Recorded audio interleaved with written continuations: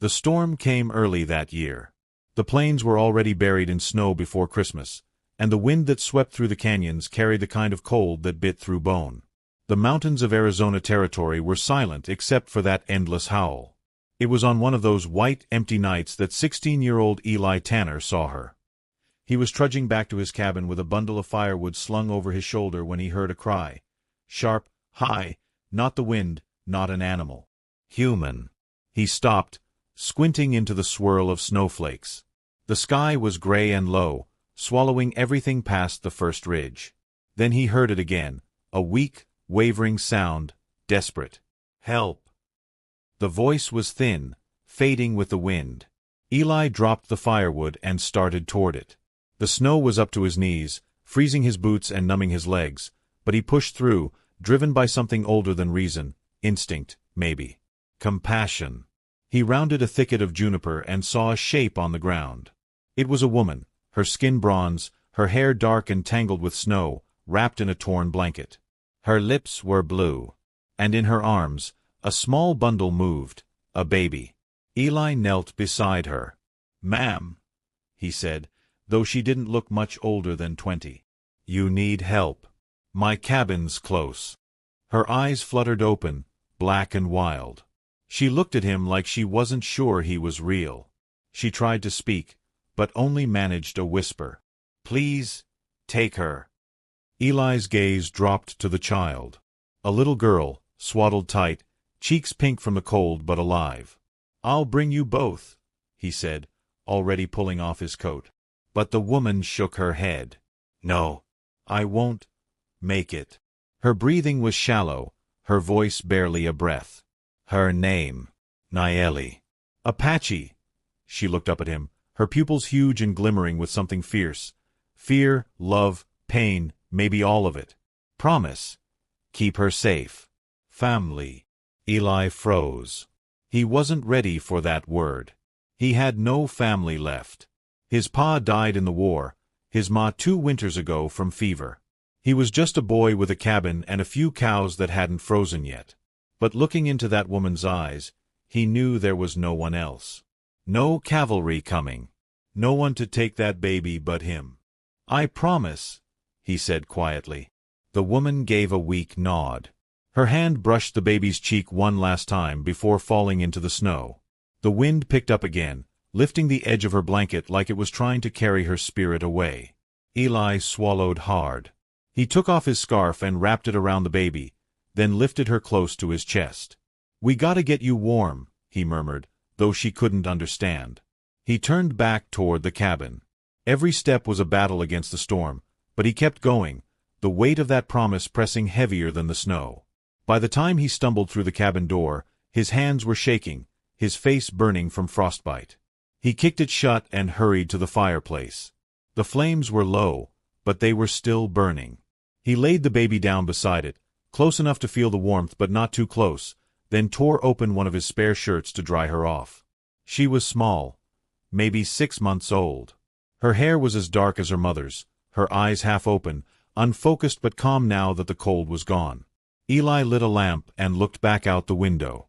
Snow kept falling.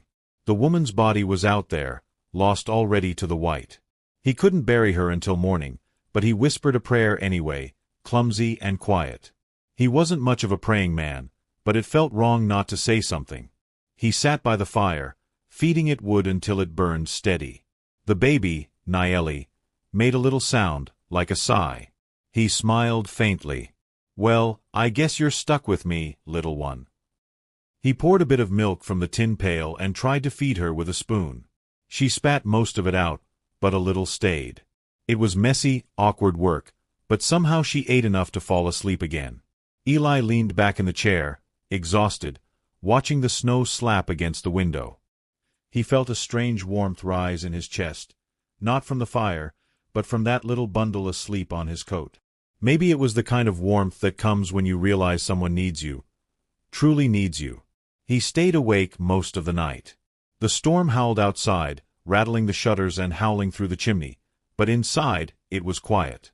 He watched the baby breathe, slow and soft, like a tiny heartbeat keeping time with the fire.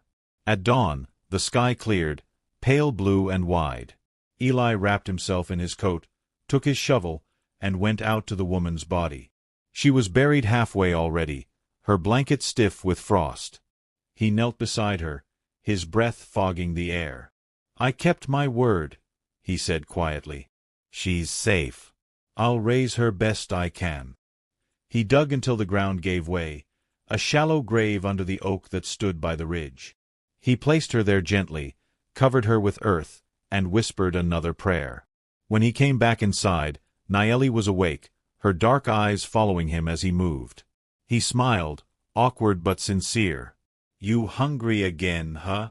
He poured the milk, warmed it a little, and tried the spoon again. This time she took more. "Guess you're tougher than you look." The days passed. The snow didn't stop, but life inside that cabin began to find rhythm. Eli chopped wood, tended the fire, and kept the animals alive. At night, he'd sit by the fire and tell Naeli stories, not because she could understand them, but because the silence felt too heavy otherwise. He told her about his pa, who'd fought in the war and taught him how to shoot. About his ma, who sang hymns while she cooked. About how lonely it had been since they were gone. "Maybe that's why God sent you here," he said one night, half to himself.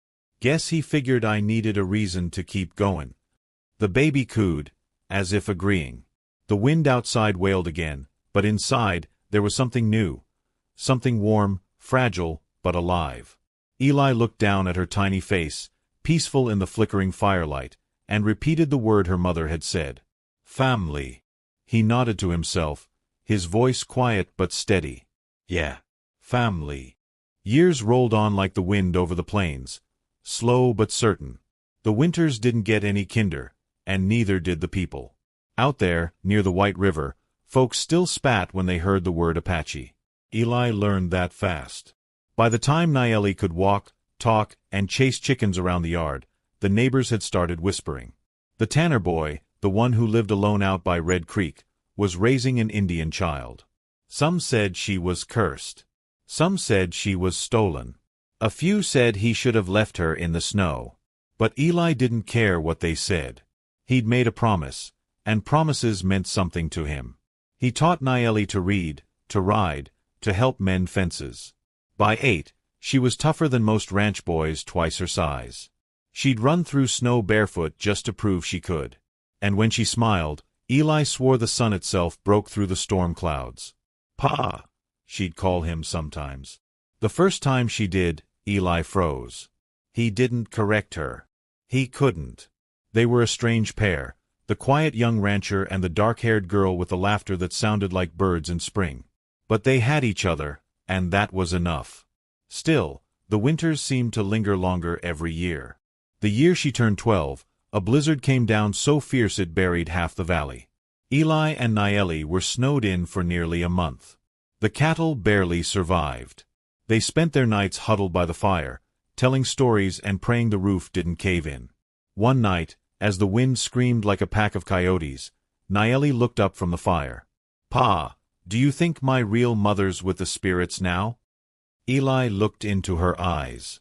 The question had been coming for years. He nodded slowly. "Yeah, she's watchin'. Proud of you, too." Naeli smiled faintly, then leaned her head on his shoulder. "I think I remember her voice," she whispered. "It's like the wind sometimes. Soft, but it feels warm." Eli swallowed hard. "That's her, then." They sat in silence for a while, listening to the snow tapping against the window.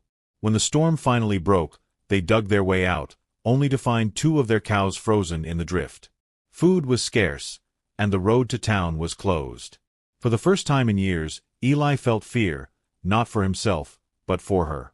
He started trapping rabbits, rationing what they had left.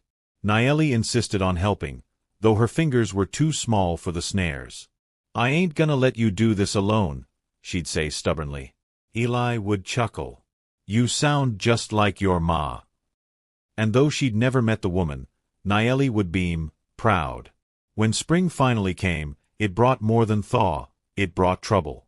A group of ranch hands from town rode up one evening, drunk and laughing too loud. They called out to Eli from the fence line, saying things that burned his ears. "Hey, Tanner! You breedin' with the Injuns now?" one of them shouted. "Heard that girl ain't yours. Maybe she's fair game." Eli stepped out with his rifle in hand. "You boys best ride home before you say something you'll regret." They laughed, but one look in his eyes told them he wasn't bluffing. They left, but not before one of them spat on the snow and said, "Ain't right raisin' their kind." That night, Eli couldn't sleep. He sat by the fire, staring at the flames, anger boiling under his calm face. Naeli came out of her room, rubbing her eyes. "Pa, why re you still up?" He forced a smile. "Just thinkin', sweetheart. Go back to bed." But she saw it, the sadness in his eyes. And though she didn't understand everything, she understood enough. The next morning, Eli found her in the barn, painting her mother's name, Naeli's mother in English letters, onto a small piece of driftwood. She tied it above the stable door. "So she can watch over the horses too," she said simply. Eli nodded, swallowing the lump in his throat. That little girl had more spirit than most grown men he knew. The years passed. Naeli grew tall, strong, and sharp-minded. Her skin glowed copper under the sun, her eyes dark as night. She was 16 when the first bounty hunters came. The government had put out new orders, round up all Apache suspected of being connected to raids down south. Even the innocent ones. Eli knew what that meant. If they found her, she'd be taken. Maybe worse. They came one cold morning, 2 men in blue coats, carrying rifles and orders. Eli met them at the fence. "We're lookin' for any Apache folks hidin' out," one said. "You seen any, mister?" Eli's jaw tightened. "Ain't seen a soul." The other one peered past him, spotting Naeli stacking hay by the barn. "That girl. She ain't white." Eli's hand hovered near his belt. "She's my daughter." The soldier frowned. "That so?" "That so," Eli said, voice low, steady. "You can ask her ma, if you can talk to the dead." Something in his tone made them think twice. They left, muttering, but Eli knew they'd be back. That night, he packed a small bag for Naeli, jerky, bread, a blanket, and his mother's locket. "If I tell you to run, you run south," he said quietly. "Follow the creek, till it splits, then keep west. I'm not leavin' you. You hear me, Naeli? You do what I say." Tears welled in her eyes, but she nodded. "You're my family, Pa." He smiled faintly. "And you're mine." The next week, snow started falling again. It wasn't even winter yet, but it came heavy, thick, and unrelenting. Eli took it as a sign, the same kind that had brought her to him all those years ago. The storm raged for days. They stayed inside, fire roaring, praying the roof held. On the third night, someone knocked on the door. Not gently, pounded. Eli grabbed his rifle. Naeli froze by the fire. "Stay back," he whispered. The door creaked open. A tall figure stepped in, covered in snow. His coat bore the mark of the U.S. cavalry. The same men who'd burned villages. The same who'd hunted her people. Eli didn't lower the rifle. "You lost, soldier?" The man's eyes flicked to Naeli, then back to Eli. "Name's Captain Rawlins. We're lookin' for an Apache girl, 'bout her age. Word is she was taken by a settler boy years back." Eli's finger tightened on the trigger. "Ain't no Apache here. Only my daughter." Rawlins smirked. "You sure about that?" Eli stepped forward, voice low. "You take one more step, and I'll put you in the ground next to the woman I found dyin' out there 16 years ago." Rawlins studied him, the rifle, the fire in his eyes. Then he turned and spat into the snow just outside the door. "Ain't worth it," he muttered and walked away. Eli shut the door and dropped the bar across it. His hands trembled. Naeli ran to him, hugging him tight. "Pa." He held her close, his voice shaking. "You're safe, sweetheart. You're safe." Outside, the storm howled. But inside that small cabin, the fire burned bright, And so did the promise he'd made long ago, to protect her, no matter what it cost. The years that followed were quiet, or as quiet as life on the edge of the frontier could be. The soldiers didn't return. Word of Captain Rollins' humiliation must have spread, and men like that didn't like being reminded of their defeats. Eli and Nayeli lived simply, tending cattle, repairing fences, trading furs in town when they had to. Folks still looked at them funny, but Eli had long since stopped caring. The girl was his. That was that. By the time Nayeli turned 20, she could shoot better than Eli, break a horse in half a day, and run the ranch by herself. Her hair fell to her waist, black as midnight, and her eyes carried that calm, steady look her mother had the night she died, the kind that saw right through the cold. "Pa," she said one morning as she hauled hay through the snow, "you're gettin' slower."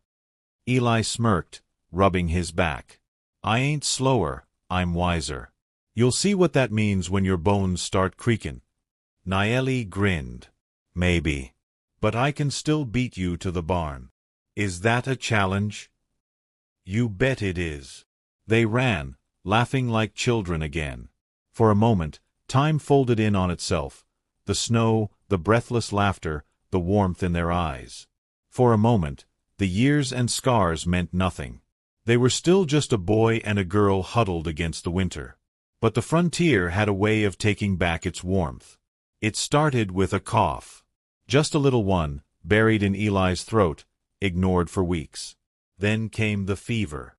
Nayeli did everything she could, made soup, brewed herbs, stayed awake by his side. But the cough deepened. His hands trembled when he lifted the kettle. His breath came shorter every day. By late winter, he could barely leave the bed. The snow outside never seemed to stop. It piled high against the windows, muffling the world in a heavy, endless silence. Nayeli sat by his bedside, her fingers wrapped around his. "You're gonna be fine," she said softly, though her voice cracked. Eli smiled weakly. "You sound like me, talkin' to the cows when they're sick." She brushed his hair back. "Don't joke. Just rest." He coughed again, a rough, dry sound that shook his chest. "Ain't afraid of dyin', Nayeli. Just didn't figure I'd get so old watchin' you grow." "You're not old." He chuckled. "Tell that to my lungs." She squeezed his hand. "You remember that night? When you found me?" He looked at her, really looked at her. "Every second." "I've always wondered," she said quietly. "Why'd you help me? You didn't know who I was. You could have kept walkin'." Eli's eyes softened. "'Cause your ma asked me to. 'Cause I was tired of bein' alone." He coughed again, catching his breath. "You gave me something to live for, girl. You were my reason." Tears welled in her eyes. "You're my family, Pa. You always have been." He smiled faintly, his voice dropping to a whisper. "You made me proud, Nayeli. Real proud. Don't let no one take that from you." Outside, the wind picked up again, that old, familiar cry through the canyon. Snowflakes battered the window like soft fists. Nayeli looked out, then back at him. He was still smiling, but his hand had gone still.